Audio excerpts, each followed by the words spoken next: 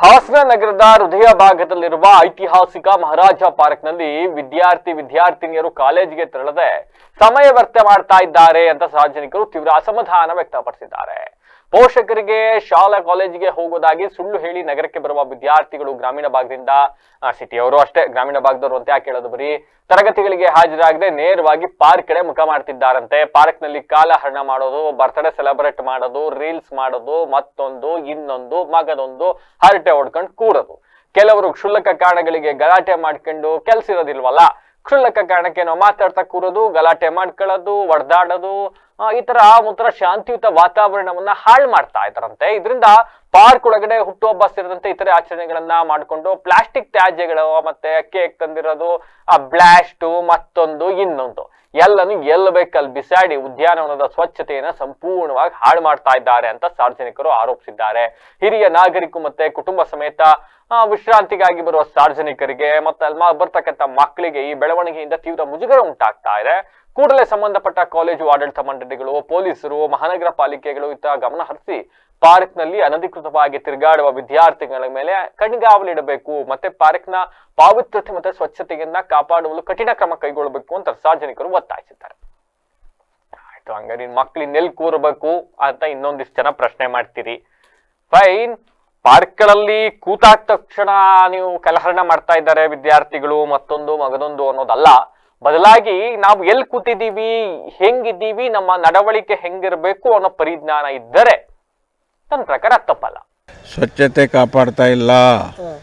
ಸಾರ್ವಜನಿಕರಾಗಲಿ ವಿದ್ಯಾರ್ಥಿಗಳಾಗಲಿ ಯಾರೇ ಆಗಲಿ ಸ್ವಚ್ಛತೆನ ಕಾಪಾಡ್ತಾ ಇಲ್ಲ. ಇಲ್ಲಿ ಬರೋರೆಲ್ಲ ಹಿರಿಯ ಜೀವಿಗಳು, 60+ನವರು, ರಿಟೈರ್ಡ್ನವರು ಇದ್ದಾರೆ, ರೈತರುಗಳು ಇದ್ದಾರೆ, ಎಲ್ಲ ಥರದ ಜನಾಂಗನೂ ಇದ್ದಾರೆ.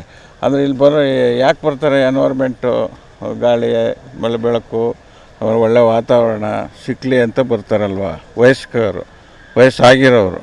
ಆಮೇಲೆ ಅದನ್ನು ಸ್ವಚ್ಛತೆ ಕಾಪಾಡೋ ಜವಾಬ್ದಾರಿ ಯಾರ್ದು? ಮುನ್ಸಿಪಾಲ್ಟಿದು ಇರುತ್ತೆ. ಈ ನಗರ ಪಾಲಿಕೆ ಮಾಡೋರೆ ಏನು ಮಾಡ್ತಾರೆ? ನಗರ ಕ್ಲೀನಿಂಗೇ ಇಲ್ಲ. ನೋಡಿ ಇಲ್ಲಿ ಎಷ್ಟು ಇದು ಬಿದ್ದಿದೆ ನೋಡಿ. ಪಾಪ ಅವ್ರು ಪೂಜೆ ಮಾಡ್ತಾವ್ರಲ್ಲಿ, ಅಲ್ಲೊಂದು ಜನ ಬಿಟ್ಟು ಅದೆಲ್ಲ ಗಲೀಜು ಮಾಡಿಬಿಡಿ ಅಂತ ಹೇಳೋರು ಜನ ಇಲ್ಲ ಇಲ್ಲಿ. ಆ ಥರ ಮಾಡಬಾರ್ದು. ಸ್ವಚ್ಛತೆ ಕಾಪಾಡ್ಬೇಕು ಯಾವತ್ತೂ.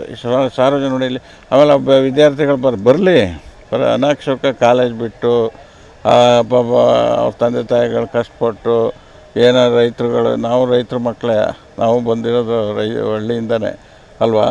ಅದನ್ನು ಯೋಚನೆ ನಮ್ಮ ಸಿಬ್ಬಂದಿ ಇವ್ರು ಬರ್ತಾರೆ, ಪೊಲೀಸ್ ಇಲಾಖೆಯವರು, ಪಾಪ ಅವರು ಬೀಟ್ ಮಾಡ್ತಾ ಇರ್ತಾರೆ, ಸೈಕಲ್ ವೀಲಿಂಗ್ ಮಾಡ್ತಾರೆ ಈ ಪಾರ್ಕ್ ಒಳಗಡೆ. ಇದನ್ನು ಸ್ವಲ್ಪ ನೀವು ಟಿ ವಿ ಮಾಧ್ಯಮದವರು ಕರೆಕ್ಟಾಗಿ ವೀಕ್ಷಿಸಿ ಸಂಬಂಧಿಸಿದ ಇಲಾಖೆಗೆ. ಈಗ ಮಕ್ಕಳನ್ನ ಏನಕ್ಕೆ ಸರ್ ಸ್ಕೂಲಿಗೆ ಕಳಿಸೋದು ಮತ್ತು ಕಾಲೇಜಿಗೆ, ಅದು ಬಿಟ್ಟು ಇಲ್ಲೆಲ್ಲ ಬಂದುಬಿಟ್ಟು ಪುಂಡಾಟಿಕೆ ಗುಂಡಾಗಿರಿ ಮಾಡ್ಕೊಂಡು ಇದು ಮಾಡ್ತಿದ್ದಾರೆ. ಈಗ ನೋಡಿ, ಕೆಲವೊಂದು ಈಗ ನಿಮಗಲ್ಲಿ ನೋಡೋದಾದ್ರೆ ತೋರಿಸೋದಾರೆ, ಅಲ್ಲಿ ನೋಡಿಬೇಕಾದ್ರೆ ಆ ಕಡೆ ಇದು ಮಾಡಿ ಫೋಕಸ್ ಮಾಡಿ ಅಲ್ಲಿ ಎಷ್ಟು ಜನ ಕೊಡ್ತಿದ್ದಾರೆ.